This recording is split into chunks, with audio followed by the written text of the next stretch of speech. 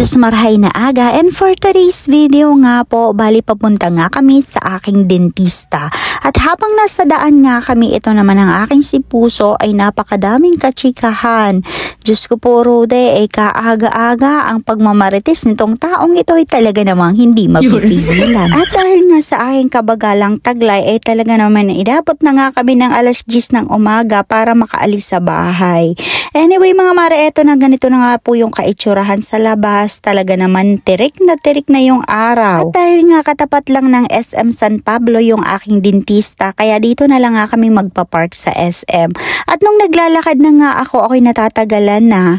Inahanap ko ang aking si Puso, yun naman pala ay medyo binobola na naman ng mga taga SM at ino-offeran nga ng mga product nila. Ay Diyos ko po Rude, klaseng mabubudol na naman nga ito. At dahil nga ayaw namin makapagpatentero doon sa mga sasakyan, kaya naman lalakad na lang kami, doon kami aakyat sa overpass. Kaso talaga naman ay nakakalula dito sa bandang itaas at may gapang na nga papaakyat.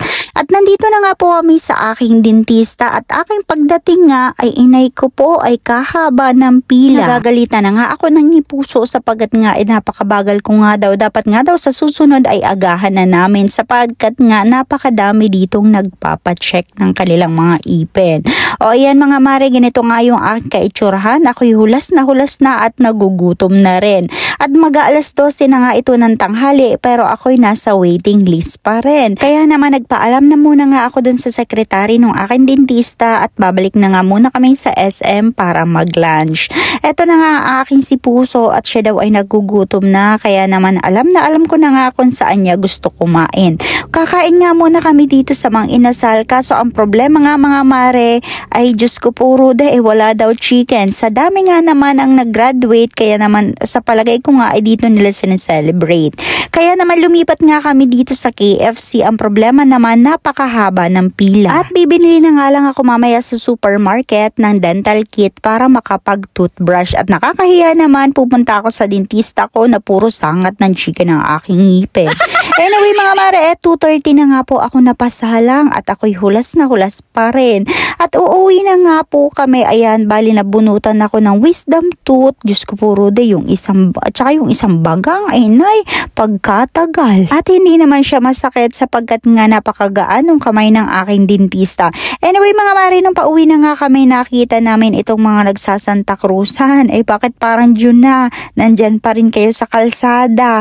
Ayan nga po, 4:27 na nga ito at kami pauwi na. At fast forward na nga po, nakarating na po kami sa bahay. Kaya naman, ayan ang aking problema. Hindi ako makakakain ngayon ng solid food.